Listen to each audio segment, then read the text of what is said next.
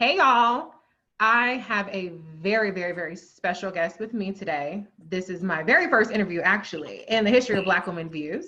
So I'm so honored and so pleased to have Lateefah Simon, activist and organizer, here with me to talk a little bit about what we're seeing right now in terms of the climate and kind of the unique role and dichotomy that Black women have to choose in terms of, or it seems like we're almost forced to make a choice in terms of our role inside of the system versus our outside of the system. And so I think that Lateefah Simon is so uniquely positioned to talk about this. And you guys know, it's no secret that I'm a huge Senator Kamala Harris supporter. And in this climate, particularly when Black Lives Matter is so important. It's everybody's out on the streets galvanizing behind George Floyd getting justice for Breonna Taylor. Today is Breonna Taylor's birthday. We want to recognize her, or should have been her birthday. We want to make sure my goal is to ensure that this conversation doesn't turn into something that's weaponized against what we actually need, which is more representation and more people who are deeply invested in reforms and people who have that experience. So Lateefah, thank you so much for taking this time out with me today. Just first of all, how are you doing? It is I've been asking people that too, and someone told me today, ask people what they had for breakfast because we all doing bad. It's a really interesting time, I think, in not just in our generation but in American history. Mm-hmm. And the reality that cities are burning is it's a reality that people, I don't care if you're feeding people, you work in a kitchen, or you're in a senior leadership position, race is on your mind this week. Race and injustice, regardless where you sit, it is on the top of your tongue. It's on the front page of the newspaper. And for many of us, while we're horrifically traumatized by consistently having to think about how we get justice for those who are murdered by the state, we're also, I think, encouraged that there is no turning back, that there's a sea change happening in this country, and that these brave activists and organizers, I feel like an old ass lady at this point, because these youngsters are leading an international conversation and movement, knowing that this movement has been a 400-year movement against the tyranny of anti-Blackness in this country. So it's a hard time, and yet we're in a moment where there's an undeniable shift. It absolutely feels like an inflection point.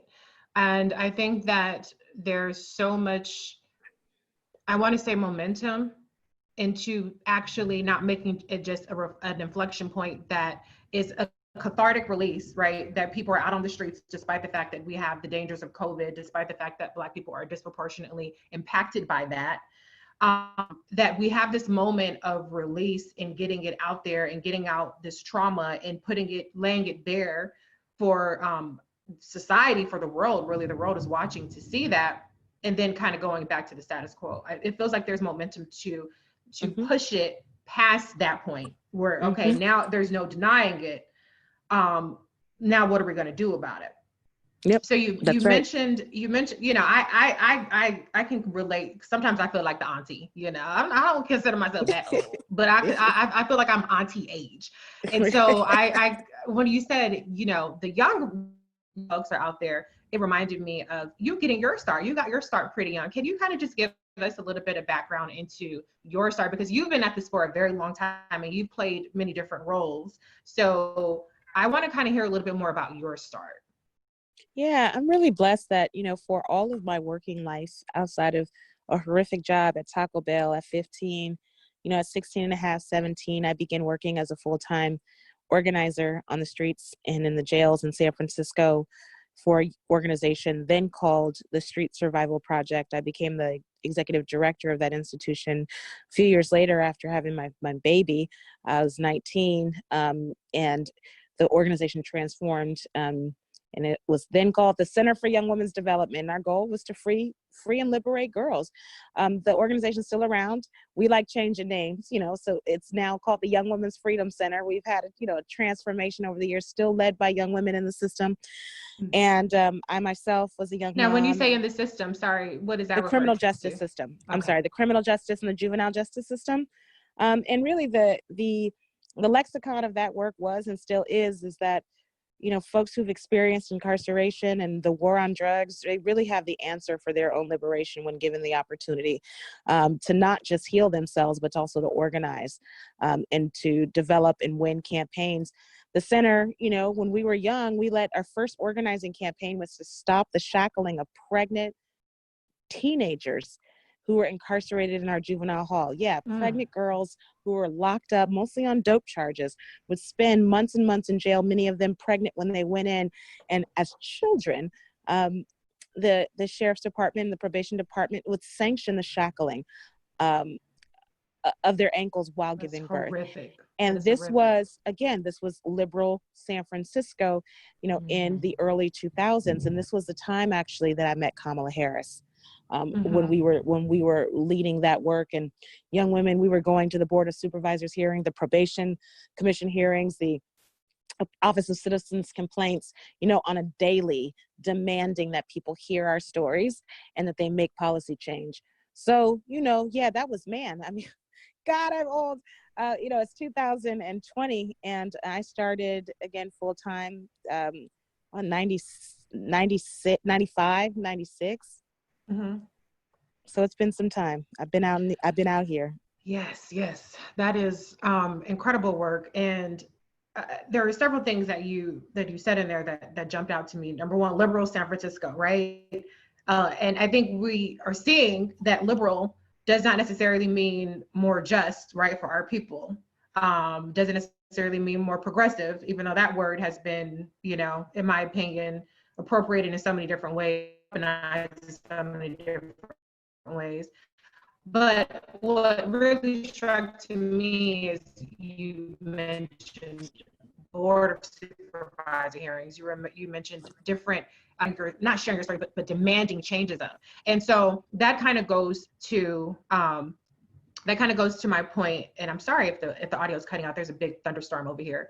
But that kind of goes to my question about, the role of being an activist and being an organizer. And I don't want to say versus the role of being an elected official, because in reality, they're not diametrically opposed. They're not in opposition, right? I mean, sometimes there's an adversarial relationship when you're trying to push something from people that don't want to be pushed. But can you kind of just talk to me a little bit about how you were convinced? Because I've heard your interviews about your relationship with Senator Kamala Harris, and at that point becoming the DA. What was really compelling to you to step not outside of the mission, but step outside of the role that you had as an organizer and activist, and step into the halls of working for Senator Kamala Harris as District Attorney of San Francisco? That's right.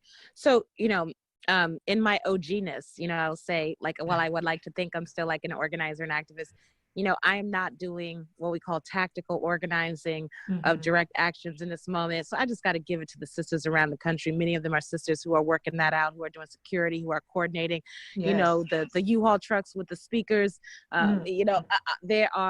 There's so much good work happening, but we can organize wherever we are, really, right? Wherever we are, that is actually an obligation. So Kamala, Senator Harris then, she was a very young woman in her mid 30s. And I had met her because she came to San Francisco from the district attorney's office in Alameda County, which is like Oakland and the surrounding cities, to work in San Francisco, not as a DA, but for the city attorney's office to lead a task force on sex trafficking and prostitution. And I had met her then because I was working with girls who were out there, both some were hustling and some were actually being pimped, right? And we had a real politic around that. There's self-determination if that's what you're doing, but if you're being trafficked, we need to organize you and get you free.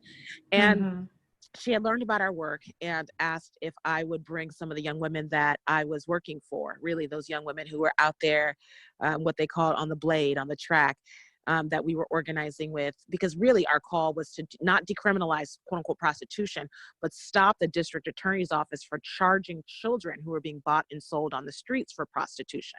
They're children and they're being bought and sold. And when she told me that that was her goal too, I was like, oh, well, we can rock.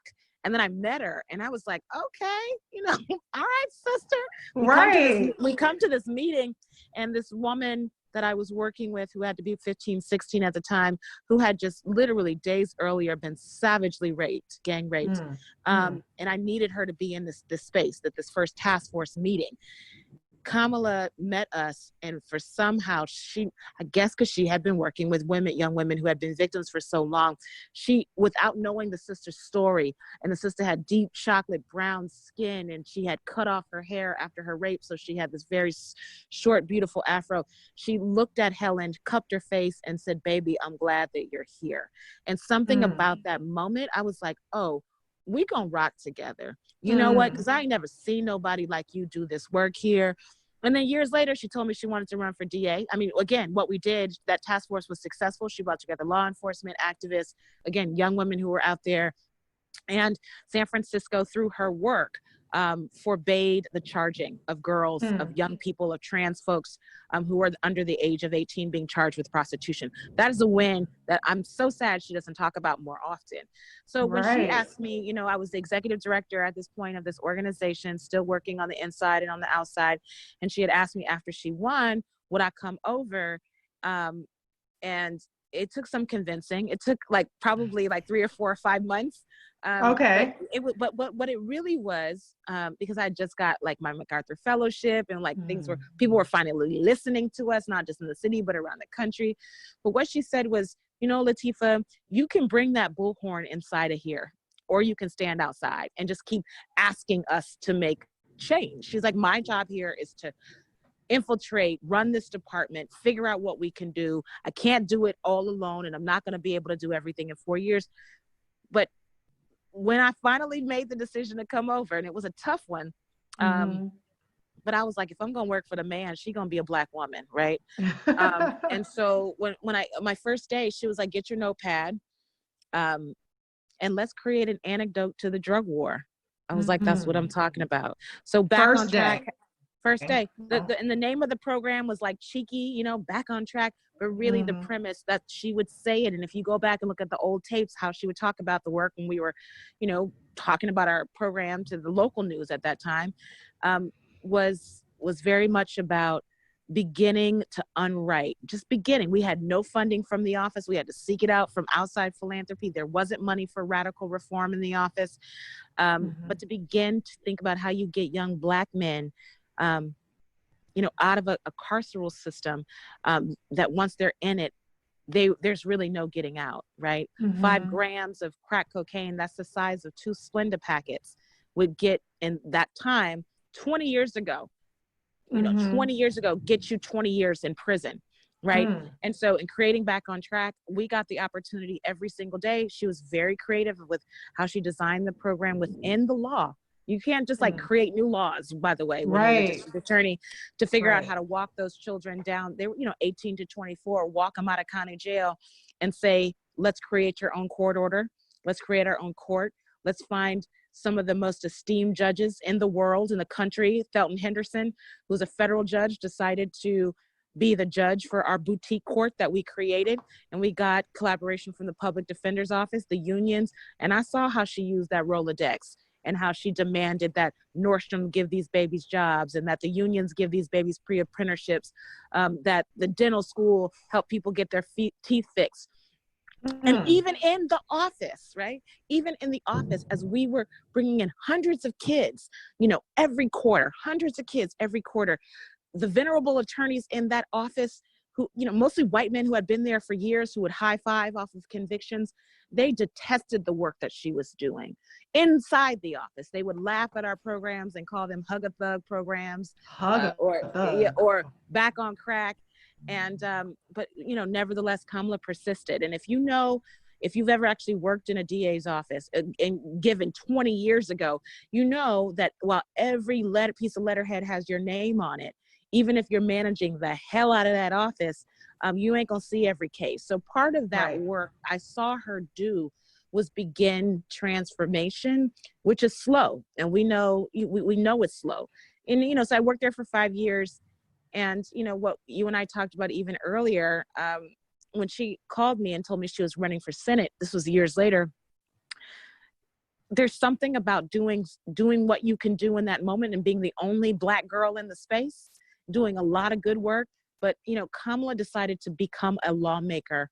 She said, I need to start writing these laws. Working within the laws that exist is unfathomable. And I look at folks like young Stephanie Morales, who is the district attorney in Portsmouth, Virginia, beautiful young sister. She couldn't even I don't even think she's 40 or 35. These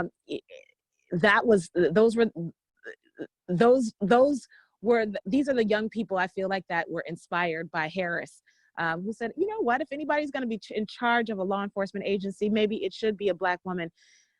But lest we forget, she was the first Black woman to run a district attorney's office in the state of California. Now it's a different moment. So we can't judge, what should have been if you weren't there. If you weren't there and you didn't see the everyday shocking, not only microaggressions that Kamala faced, but the deep racism, both on the right and the left, and it actually, I feel like it made her more fierce. And she is the most radical sitting senator in this moment. Right. Because, again, the unique experience of trying to lead a system that was deeply designed to hurt your people, but to go in and say, I believe, I have the hubris, I have the thinking that my ancestors are all around me and in back of me, and we're going to do something here. It's easy to talk about it on the sidelines if you've never had to do it. So,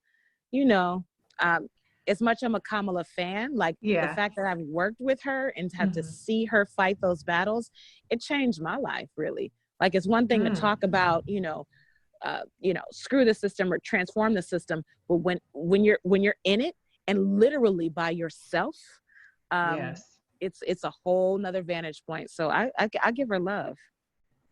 Yes, you do. I appreciate this amazing insight, because that's completely absent from the conversation. And I know in my research of Kamala, I went through ProQuest and I did a chronological search on her name. And what we see now reported is complete. I wouldn't call it reported. Let's call it editorialized. Has no relationship to what was actually happening back then. And so I think that your insights are so incredibly important, because people do take it for granted. And my fear is that right now I think that people have accepted, like, for instance, Marilyn Mosby in Baltimore as a progressive, or even to depending on, how people want to act, Kim Fox or Letitia James as AG.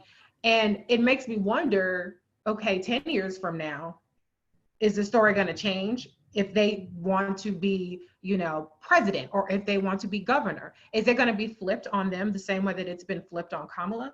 And are people going to take for granted the progress that was made as a result of their fight? And so that is really one of my biggest fears.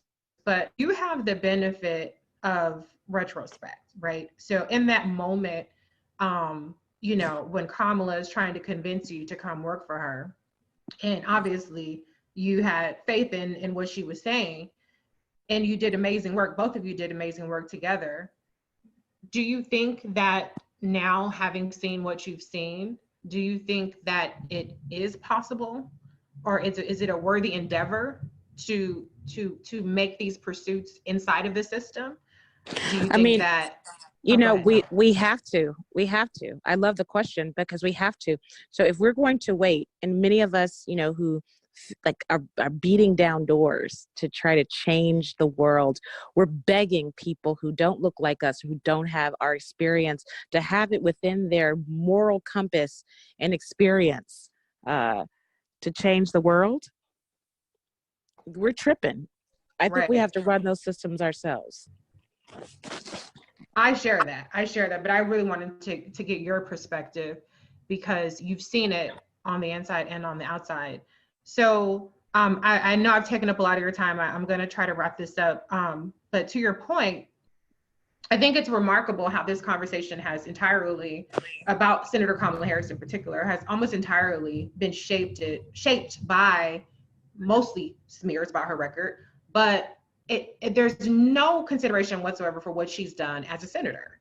And there was actually, we know from listening to Kamala that there was a reason why she became a prosecutor, for the very reasons that you just laid out. But we also know that there was a reason why she became a senator, right? Because there's only so much that you can do within the confines of what has been done. Now, mind you, this conversation about the criminal justice system seems to me that it's all fallen on why didn't Kamala Harris come in and fix hundreds of years of institutionalized racism in a system when her job wasn't to change the laws. Her job was to basically try to enforce the laws as fairly as humanly possible in a system that we will all admit is unjust. But there's no conversation about people who are writing the laws. So there's no conversation about how they got to the point of being the laws that are unjust, that have to be enforced. But then when we come to Kamala Harris's record as a senator, there's hardly any conversation about what she's done. And it's almost been smeared, in my opinion, as to seem like it's just her coming into the system as a senator, or coming into the role as a legislator to try to rehabilitate, which is ridiculous because there's nothing to rehabilitate, but to try to kind of put forth an image.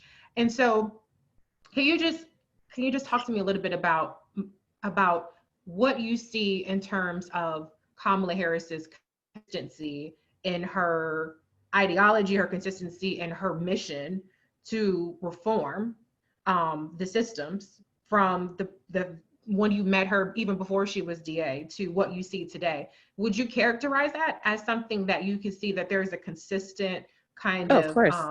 yes. So can you please just give me some of your insights on that? You know, the fiery speech that we saw Kamala give, or Senator Harris give the other day about lynching, Yes. and about this moment, that's the Kamala, Mm-hmm. that, was one of my dearest teachers and my boss. She, I remember she said when she made her team do research, like literally look at autopsy records, and look at murder files of young Black men in San Francisco, and realize that so many of them hadn't had the opportunity to graduate high school, and that no one cared. The school system didn't care. You could drop. I mean, I dropped out of high school, not one call. I of course end up going back years later. Like my life has been very difficult. So I get what she's saying. No one called, no one cared, no one came to my mama's house. So when she was talking about the work that she wanted to do around truancy, what she said to the room with that same righteous indignation, like, San Franciscans will stop for a stray dog before they stop for a Black child. That who is caring about grandma, who is caring about mom who works 3 jobs, who's caring about Johnny in the middle of the day? Why aren't we getting supports? Why aren't we getting in-home health care? Why aren't we getting babysitting, so these children aren't babysitting their younger brothers and sisters? She was like, I'm a DA. This is all I can do, is think about how I can put letters in backpacks to say I absolutely care about whether you're getting an education or not. And recall, it was the school system's job to figure out how to support Brown and Black kids who were missing 30, 40, and 50% of school. So and we were like, "Ooh, okay, that's gonna be intense." Yeah. But it was that reality that no one was looking at us. And I know the woman who was running that program. Not one family got arrested. Right. People had to come in and get request for services, and that's exactly what they did. They got people daycare, in-home health support, groceries, what we call muni passes for their kids, transit passes. But again, the distortion, it does make me sad, because with anyone, for people in my field who care about criminal justice reform, the core, many of the pillars of the work that we do is, one, the system as it stands needs to be completely transformed. But the other pillar is that transformation of individuals is absolutely possible. And so I think about what Kamala and the work she tried to do then, and what good we did, and also what we could now learn from, and look at what she's doing, now in a global space. And I'm like, that's exactly what we all pray for someone to take on extremely critical roles, learn from them, and know what the boundaries are, right? And know what the possibilities are, and then take that story, those failures, those wins, and you stand in a place where the world is now hearing you. Don't we believe that that is actually the job of the United States politician, that they get better and stronger, and they get more power to do the right thing in the right place and at the right time. I would hope that if I had to be, a 19-year-old ED again, I would take the now 25 years that I've learned in the work and go back and kill it on day one. Well, guess what? We don't get that. What we get to do is be teachers and forebearers of the truth from where we are at today. And I think that that's what she's doing. And I'm proud of her. I mean, I watch TV and I'm like, go. Yeah. Thank you so much for your time. You gave me exactly what I needed for my soul. I appreciate you. I honor your work. I honor you. Thank you so much for your time. And I won't say have a good evening, but take care of yourself. I'm gonna have a good evening. That. You know what? Okay. Listen, the right and the will of the Black woman, if we can actually sit down, and if we do like wine, to have a glass of wine on Friday after all this homeschooling and all the work that we've all been doing, whether it's a bubble bath or whether it's like grandma doing your devotions, whatever we need to do to make this moment one of joy, that's our obligation, right? Yes. So, and I'm going to do that. Yes. Black joy is an act of resistance.